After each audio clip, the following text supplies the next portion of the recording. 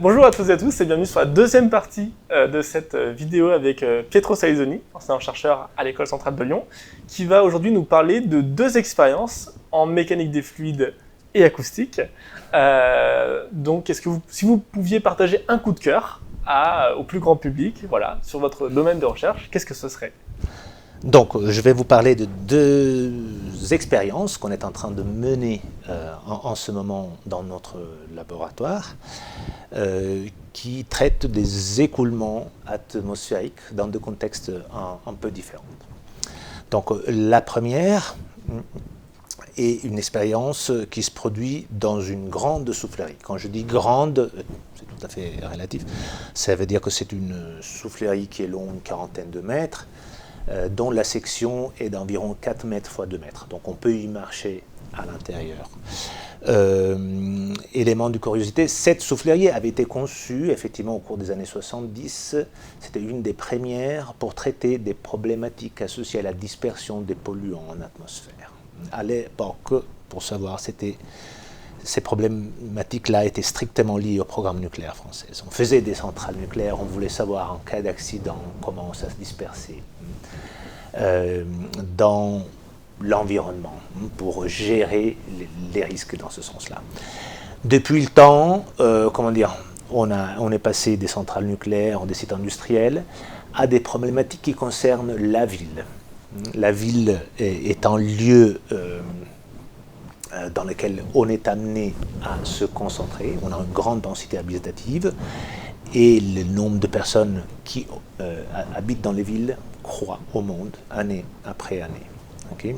On a plus de 50% de la population mondiale habite dans des villes. C'est des environnements très particuliers. Il y a un bâti dense, il y a donc toute une interaction entre ce écosystème, on peut l'appeler, et l'atmosphère qui est très particulière. Dans ce contexte-là, l'intérêt est bien évidemment celui d'étudier comment les polluants sont dispersés dans ce qu'on appelle la canopée urbaine.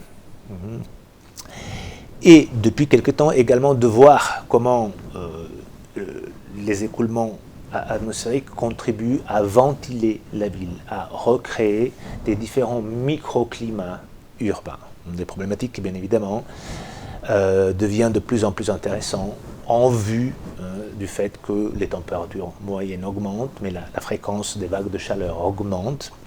Et il y a toute une problématique de végétalisation des villes pour mitiger l'effet de ces vagues de chaleur.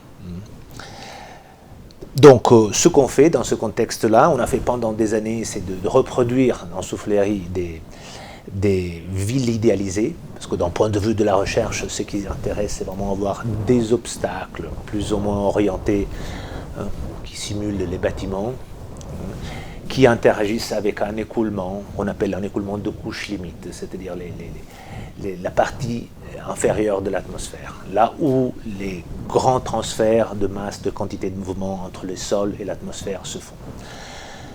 Donc, pendant très longtemps, on a travaillé avec des géométries urbaines idéalisées, des blocs, et par contre, ce qu'on voit ici, c'est un quartier tout à fait réel, c'est reproduit à petite échelle, 1 sur 300, c'est le quartier de la Part-Dieu, qui a ses spécificités, de bâtiments plus ou moins denses en fonction des endroits, présence de tours.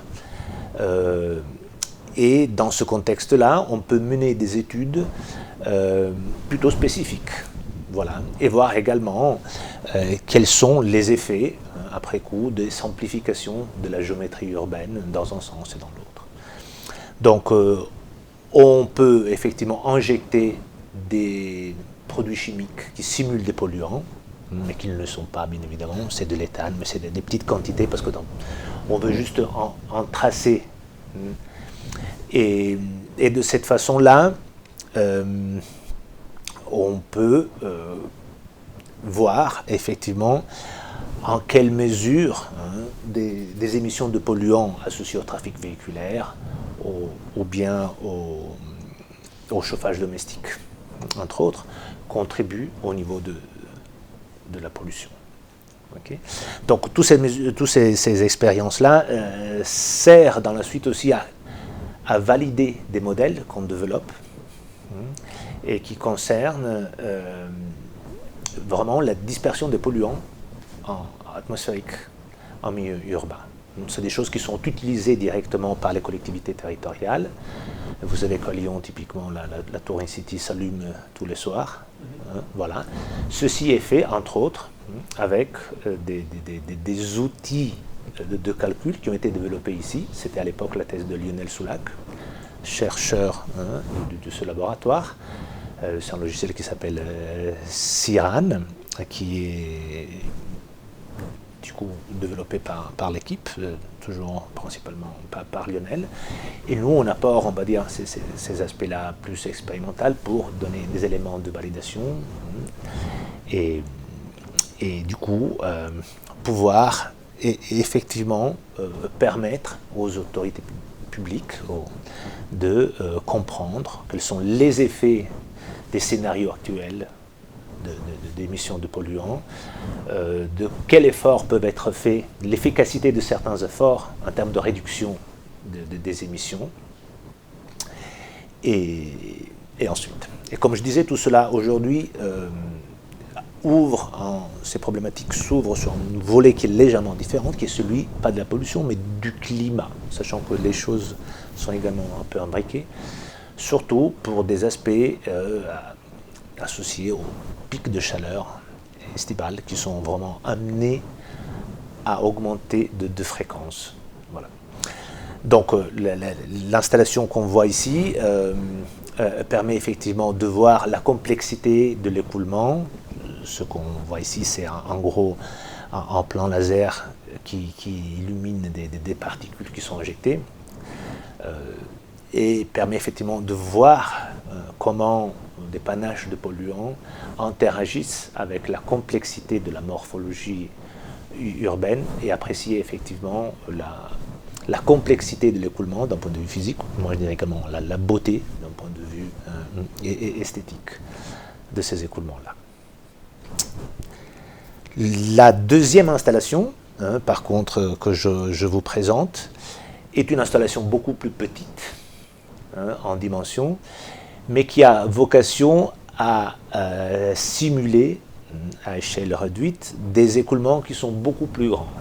C'est-à-dire qu'on passe de l'échelle de la ville à une échelle qui serait départementale, régionale, parce que ça traite l'avancée des fronts atmosphériques, notamment des fronts froids, vous savez, quand la pluie arrive parfois, parce qu'il y a ce mouvement de masse d'air à l'échelle continentale. On parle de structures tourbillonnaires de la taille de quelques centaines de kilomètres, qui peuvent induire effectivement la formation de fronts. Voilà, pour la petite histoire, le terme front, masse d'air, toutes ces choses-là, c'est des choses qui reflètent une culture tout à fait militaire, parce que la météorologie du XXe siècle est née entre la Première et la Deuxième Guerre mondiale. Donc c'était vraiment les fronts, les masses, cette idée d'affrontement reprenait tout à fait une logique qui était pleinement militaire. Voilà.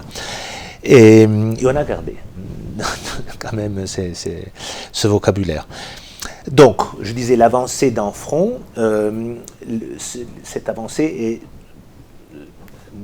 guidée parfois, notamment par des différences de densité, froide, chaud, qui guident effectivement avec des aspects gravitaires l'avancée de ce front.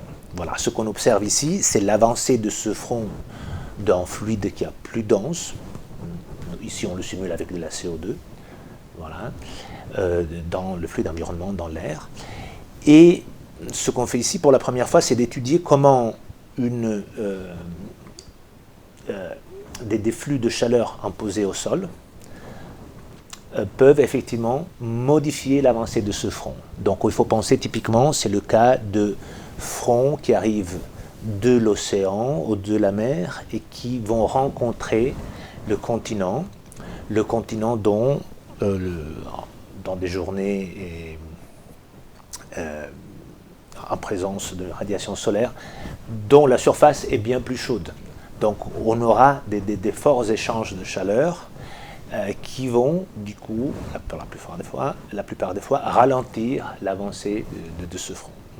Donc cette thématique-là est une thématique associée à les courants de gravité, et qui a d'ailleurs plein d'autres applications, c'est-à-dire les avalanches, les éboulements, des rejets de gaz lourds dans un contexte industriel.